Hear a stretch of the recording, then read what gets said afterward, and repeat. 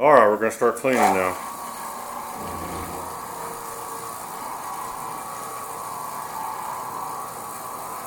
You can already see some stuff being popped up, so they didn't vacuum as good as they maybe could have, so it's going to dig some stuff up from deep in the carpet. But they can vacuum when the carpet's dry in probably about 3 or 4 hours, and they can pick that stuff up really easily.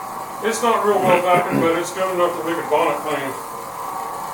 Bonnet cleaning, you really do want to vacuum well because you're not using an extractor, so you're relying on a vacuum cleaner to extract for you. The bonnet will extract a lot of dirt, but not sand and stuff like that. It'll get the dirt stripped off the fibers, and the rest of the dirt you need to get it out properly with a vacuum. So you can vacuum afterwards. You can post vacuum, and you get a lot of stuff out of the carpet. But if you don't extract, you may leave a lot of stuff in there. But that's okay. It's just they can just vacuum it and it'll be fine. They're just trying to get past an inspection they've got coming up on. Well, so. This guy needs the carpets cleaned, and he's, you know, he don't want to spend a lot of money. I don't think he has a lot, so he wants to get the carpets cleaned. He wants to live in a clean house, and that's what we're trying to help him with. Yeah, we're not trying to put him down because he doesn't want to spend the money. Some people can't afford carpet cleaning, but they need it done. He's on a tight budget, so we're just doing what we can. We're doing what he can afford to be done. Carpet cleaning is actually fairly expensive. Well, depending on how much stuff gets, it can get pretty involved. So, but you can see the Oreck scrubs the carpets really nicely, and most of the dirt that you see in most carpets is stuff that really comes out pretty easily if you have a bonnet cleaning machine or something like that. Well, every once in a while you get a stain that's really difficult to work with, but most of the stuff is easy to remove. Well, I've said it a lot of times. I know people have their different cleaning methods, but we just love this method. I mean, I'm not going to say there's another method that's not as good, but for us, this is it. We're going to be doing this for a very long time. We've never done nothing that worked this good before. Normally, though, we like to do this and then run over the extractor. There's a big controversy out there. Can you just bonnet clean only?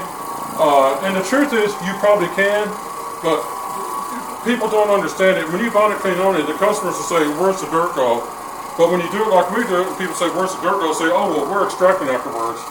And that settles all disagreements and confusion and all that. There's a lot of really good bonnet cleaners out there. Yeah. And they can get the carpets really, really clean. And it's a low moisture method, so it's got a lot of advantages. But we know how to use it. We use it most of the time with an extractor following up. We know how to bonnet clean only.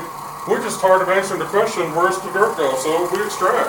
Yeah. It's just, it don't take that much longer, and it's easy. And that way we don't have to try to explain the science of bonnet cleaning to people. It's just easier just to extract afterwards. And this guy's only interested in an appearance clean. A good appearance, yeah. So in other words, if there's going to be dirt still in the carpet, he's not bothered by it. Well, there will be because they didn't vacuum properly, but we'll strip the But fibers. as long as the carpet looks nice when the people walk in to inspect it, and it doesn't have stains in it, that's all he cares about. Now, when we're saying there'll be dirt in the carpet, we're not talking about the carpet fibers. Those will be stripped clean. We're talking about deep down stuff that no one vacuumed at the bottom of the mat. That stuff is going to be in there, and that's not our deal. That's the business of the guy that rents here.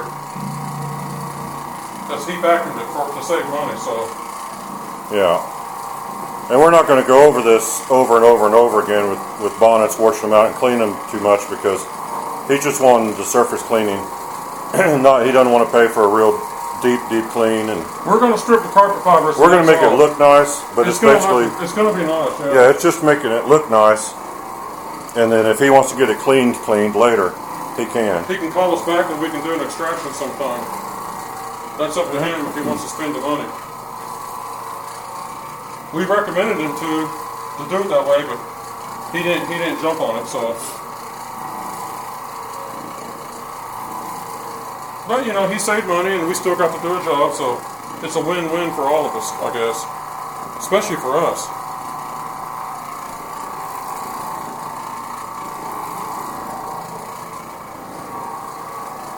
Now, when we get close to the end of this video, all you have to do is restart it, and you'll see the beginning of what the carpet looked like, and you can see it's coming really clean. I ain't even had to clip the bonnet yet. It's still sucking dirt off. It's stripping the carpet fibers 90 to nothing. So.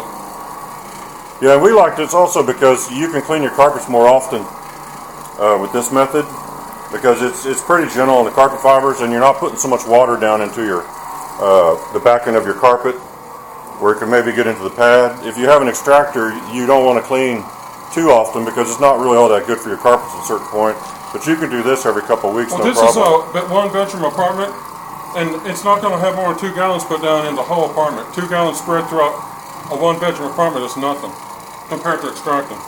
That would be several gallons, so this is definitely low moisture.